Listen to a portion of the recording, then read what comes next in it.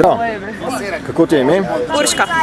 Urška Baje, ste skupina Avtonomna tribuna, tisti, ki ste bili na tem prvem shodu, se pravi najprej na Ministrstvo za visoko šolstvo in ki ste potem 22. šli na Fakulteto za družbene vede na javno tribuno, ste baje dobili ene papirje na dom.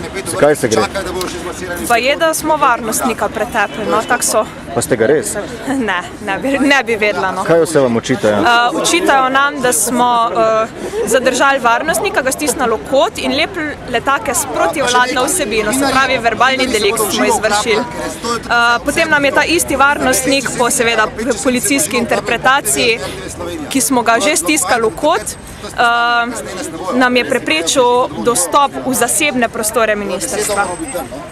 Je to vse res? Malo kontradiktorno. Ja, ne.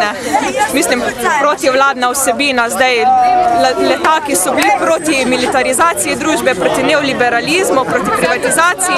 Ta vlada se očitno identificira s tem, da zdaj z tega stališča so bili protivladni. Sam zaenkrat to ni prepovedano, kakor vem. Koliko pa morate plačati?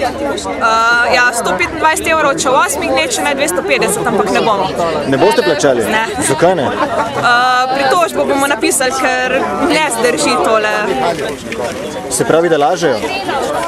Delovstvo. Mal pretiravajo, ja. Kaj konkretno ste pa v resnici počeli tam na tem shodu?